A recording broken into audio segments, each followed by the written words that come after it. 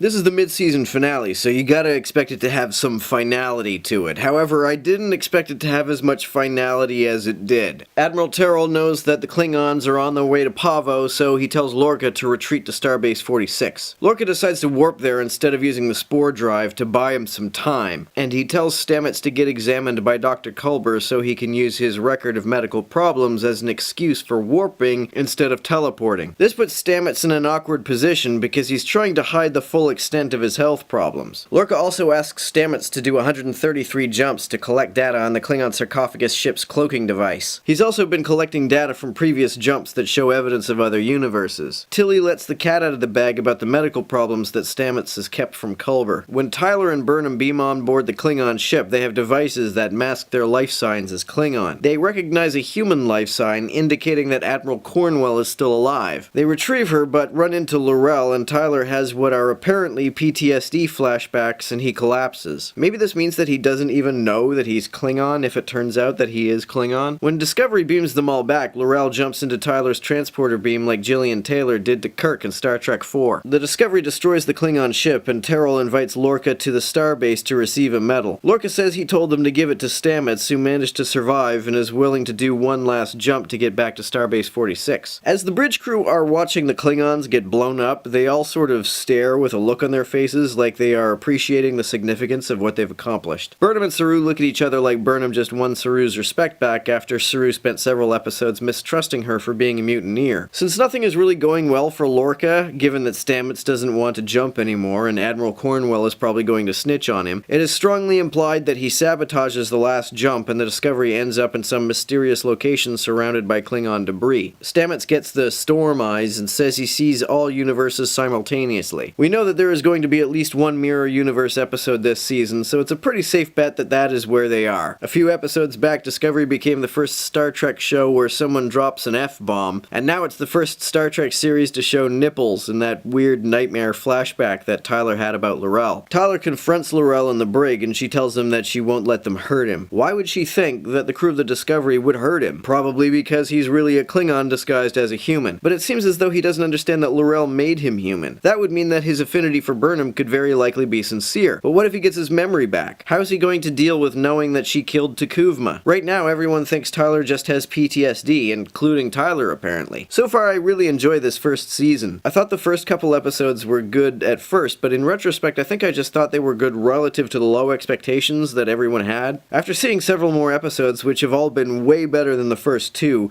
those pilot episodes look kinda crap. The show got better and better with almost every subsequent episode. Now that Cole and his crew are dead, it seems as though the Klingon story arc is just about wrapped up. There's still something left to Vok and L'Rell's story arc, but I expected there to be more battles with the Klingons. The show has only recently been approved for a second season, so who knows where they're going to go from here. I kinda doubt that Lorca will survive into the second season because he can't keep running from Starfleet for a whole series. Since the Klingon threat has largely been neutralized, it's hard to guess exactly what is going to happen in the rest of the season, but I'm looking forward to finding out.